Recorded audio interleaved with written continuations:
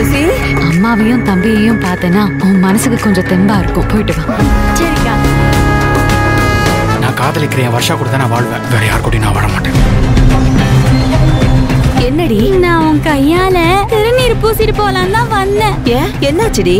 அது வந்துமா அந்த ஈஸ்வரியா ஆனந்த ராகம் இன்று பிற்பகல் 3 மணிக்கு உங்கள் சன் டிவியில்.